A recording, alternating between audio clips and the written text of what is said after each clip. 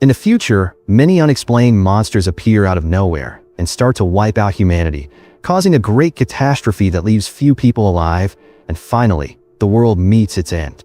Suddenly, when the sirens start to wail, a man named Paul is in the city searching for supplies. He immediately goes out of the building and walks through the streets, avoiding any screams or explosions and hiding when necessary.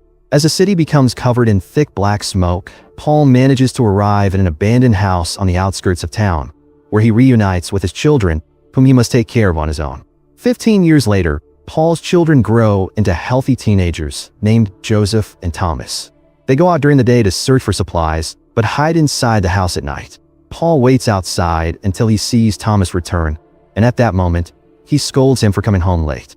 What he loves most is helping their neighbors, a family called Charlotte's family, who own a farm. After that, the three of them get used to locking every door and window before dinner. Paul punishes Thomas once again, threatening to forbid him from leaving the house if he comes home late again. Joseph mocks his brother for it, and the tension quickly escalates. The argument turns into a physical fight between the two brothers, but Paul quickly breaks it up, reminding them that they are humans, not animals. After dinner, Paul watches his children play chess, but his attention is drawn when Rocco starts scratching and growling at the floor. Believing it is a sign that monsters are coming, Paul and Thomas go down the stairs, but are startled by the sudden banging on the door. They quickly rush to the door to prevent the monsters from opening it, as it seems they are trying to break in. The monsters keep shaking and pounding for several seconds until they grow tired and finally leave. After that, Thomas scolds Joseph for not helping enough, but Joseph admits that he was listening carefully to gather more information. The first attack from the monsters lasts for 10 seconds, the second lasts for 20 seconds, and the third lasts for 1 minute. For Joseph, the first attack is a test, the second an attempt to break through, and the third a sign of frustration. When they check the door the next morning, they find that claw marks have covered the wood. Paul and his son search for more wood to reinforce the weakened door, and after returning home with their findings, Paul checks on Joseph, who is building something in the shed while Thomas cuts wood.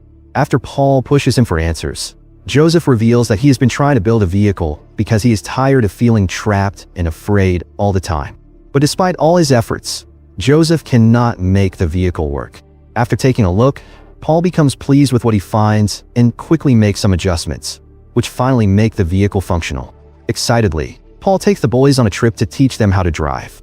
After spending about an hour wandering around, they finally return home, and Paul tells them that the windows still need more reinforcement, so he sends the boys to the river to fix them. When Paul learns that Thomas plans to go to the farm that day, he explains that reinforcing the windows is a more important task. When the brothers finally leave with the car, Thomas begins to feel bored with his daily routine with his father and brother.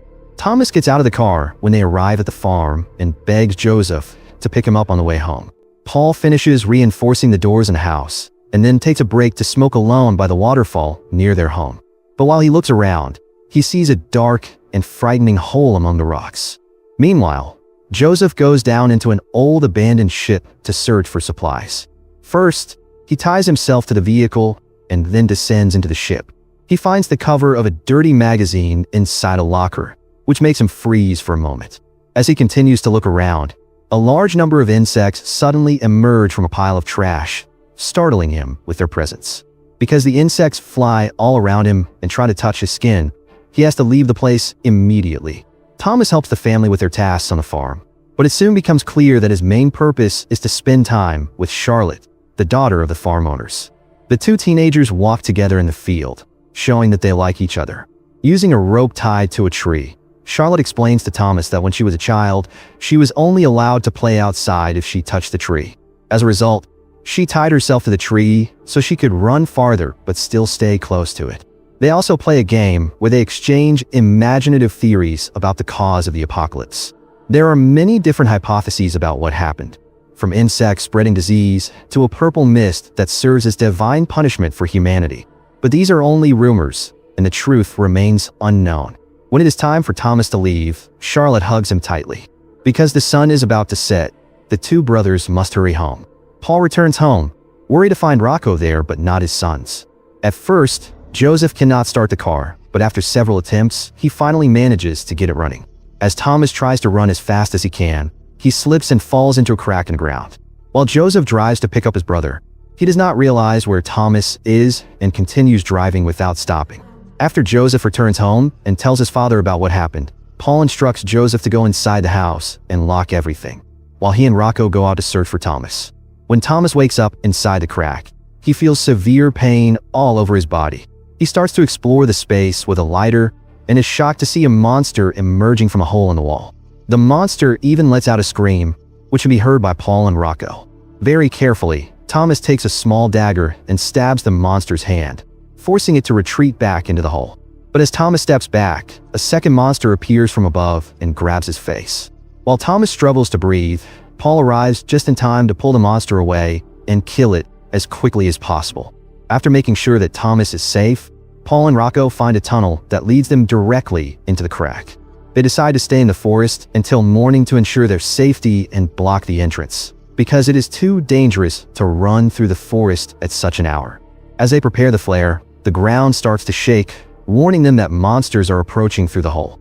It is revealed that the monsters now crawl underground and try to trap the group inside the crack by creating barriers of soil. Paul urges his son and his dog to step back as he places the flare into the open hole in the earth, while Rocco keeps barking and the cracks continue to rumble. While the monsters simultaneously try to attack him, Paul deliberately triggers a small explosion, which accidentally injures him. Inside the house, Joseph hears several creaking noises and quickly begins to form a plan. After a few minutes, Joseph finds himself sitting in front of the main entrance, with a rope tied to his chair, and finally, he falls asleep. Soon, a monster moves the wooden planks covering the hole in the door and then enters the house, letting its claws grow to check whether Joseph is truly asleep or not. The boy doesn't respond, so the monster steps further inside, only for Joseph to pull the rope, revealing that he was pretending all along. A cage falls from the ceiling and traps the monster instantly. Joseph feels proud of himself, so he wraps a blanket over the cage and seals it. Worried that the others haven't returned, he decides to leave with the vehicle and search for them the next morning. Meanwhile, Thomas successfully digs through the collapsed ground to open the passage and is now carrying his badly injured father out of the cave. Rocco, who has also escaped, leads Joseph to his family's location after following the sound of the car. The brothers quickly work together to carry Paul to the car and then to his bed at home after realizing what has happened. As they discuss their next move, the captured monster goes berserk because Thomas checks beneath the blanket and discovers the cage. As soon as Joseph explains that light is dangerous to the monster, he immediately covers it again. Next, they wrap Paul's wounds, while Joseph reports that the monster arrived in a very short time, which makes him believe something is wrong. Thomas explains that the monsters are quite intelligent, because the night before, they were responsible for killing several of their kind inside the cave, and now the others might be coming for revenge. Thomas tries to kill the captured monster to prove himself. During the struggle, the creature crawls from its hiding spot under the bed, and Joseph tries to stop it, driven by his desire to study it. When a monster finally appears, Rocco starts barking at it, triggering the monster to change shape and attack. Joseph quickly grabs and restrains it while Thomas swings his axe, cutting off its head, and finally, it dies. Joseph carries the corpse to the shed and begins dissecting it, while Rocco and a group of insects watch closely. He remains eager to learn more about the situation. Despite his efforts, he fails to gain any deeper understanding of it. Then Thomas tells him they need to move Paul to Charlotte's place because her family has a better shelter and reliable medicine. Thomas forces Joseph to go with him, even though Joseph doesn't believe Charlotte's family will be of any help. The brothers load Paul into the vehicle and drive to the farm, where Charlotte's parents confirm that Joseph is right. They don't have enough medicine to spare, and therefore, they refuse to take in someone in critical condition. Charlotte expresses her objections, but her parents ignore her. However, they agree to let Thomas stay, which would allow Paul and Joseph to have more supplies at home. Joseph immediately leaves, and when Thomas tries to chase after him, a heated argument breaks out. Joseph accuses Thomas of being responsible for their father's impending death. Enraged, Thomas throws his brother to the ground and begins choking him, but once he realizes the seriousness of the situation, he pulls back. Joseph quickly jumps into the vehicle and drives away with his sleeping father. As a result, Thomas stays with the others on the farm. Charlotte then gives Thomas some of her personal belongings, things he has never seen before, along with some freshly prepared, delicious food. The two teenagers share a tender moment, but Charlotte's father suddenly interrupts them, sending his daughter to another room because he forbids her from dating. As Joseph returns home, he sees sheep running in fear and piles of dirt everywhere, indicating that the monsters are migrating underground.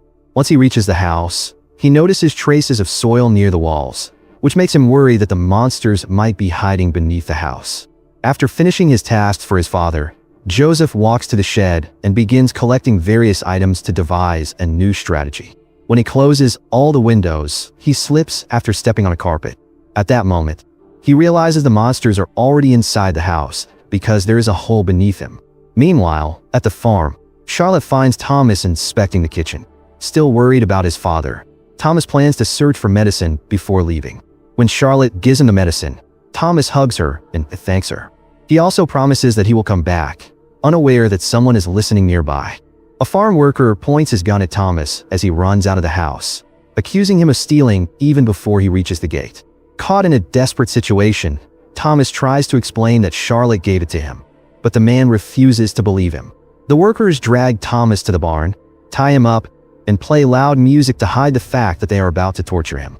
As one man prepares to shoot Thomas, a hole suddenly opens beneath him, causing him to fall and miss his shot. With the hole's appearance, the monsters now have a way to attack the people. The chaos awakens Charlotte's parents in the main house. To investigate, her father lights a candle, but as soon as he arrives, a monster enters the room and begins its assault.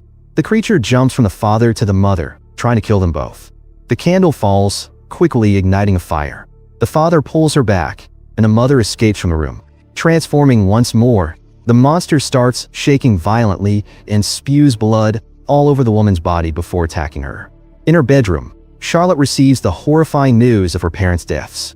After the screams stop, she steps out of the room. When he checks around, he feels horrified to see blood traces, which he follows until he finds the monster in the toilet with his mother, lifeless on its back, as if she is being turned into a monster. When they arrive at the barn, they try to fend off the monsters but fail.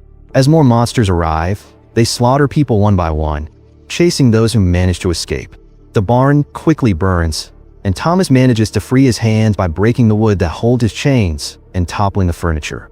A monster finds him at that moment, but Charlotte manages to shoot it before the creature can attack. Thomas finds that the house burns after the teenagers escape from it. After Charlotte reveals that her parents are died, they all agree to meet Joseph at his place. Meanwhile, Joseph decides to throw some furniture into the hole, hoping to buy extra time. After that, he makes sure that his father is still asleep and gives him a kiss on the forehead before preparing for battle. The door suddenly opens, but it turns out to be Thomas and Charlotte who have already arrived. Joseph admits that he needs Thomas's help, but their conversation suddenly ends when they realize that Paul has already woken up. In a hurry, he swallows a pill and advises his children to keep fighting until they win. As Rocco keeps barking to warn them of the coming danger, Joseph explains his plan to the others, and they continue to gather as many gasoline tanks as they can find in the barn. The group also places an old refrigerator inside the house. After that, Thomas and Charlotte start reinforcing every remaining window, while Joseph stacks furniture and pours all the gasoline into the tanks. Besides that, he also puts every explosive he can find, as well as one of his father's cigarettes that starts burning. At the same time, when something drops from the chimney in Paul's room, the pile covering the hole starts shaking suddenly. When another monster appears from the hole, Thomas leaps at it from behind as it crosses the door to exit. The monster immediately retaliates, but Thomas quickly grabs his dagger and stabs the monster in its head. Charlotte quickly shoots the third monster that chases her, preventing it from reaching her. Finally, both of them return to Joseph and start moving the refrigerator once again. But as they are about to move it, the door suddenly opens behind them, revealing Paul standing, covered in blood from his battle with the chimney monster. With Charlotte's shotgun in his hand, Paul starts shooting toward the floor to kill the monster beneath. Paul's action causes the monsters to tremble, and their heavy weight makes most of them fall through the cracked floor. Although a few monsters manage to hold on, the teenagers are able to finish them before they can harm Paul, who feels proud of their ability to work together. After that, Rocco and the three teenagers immediately get into the refrigerator, but Paul chooses to stay behind and locks the door to buy time rather than run and chase them. As the group is forced to keep hiding inside the refrigerator, Paul remembers the day when he hugged his children tightly and assured them that everything would be fine. Paul is able to distract the new wave of monsters entering the house until the pile of furniture finally explodes, wiping them out completely. As the refrigerator starts rolling, it keeps rolling for several seconds. After it finally stops, the teenagers come out and search through the ruins in a panic to find Paul. But suddenly, several monsters appear. Bathed in fire, the monsters chase them, forcing the teenagers to sprint toward the car and escape. When the monsters get close enough, Charlotte uses her shotgun to shoot them, causing the creatures to shatter into pieces, and finally, they die. A few kilometers later, the group pulls over and gazes at the stars, something they've never seen before, since they usually stay indoors at night. The next morning, the group returns home and decides that they do not want to go back to the same place again. After gathering whatever they can find, they bury everyone they love and say their final goodbye. Arcadian movie ends with the three teenagers and Rocco continuing to survive in this post-apocalyptic world, finally aiming to find a new home among the farms located farther in the valley. Watch other movie recaps by clicking on the screen on the left.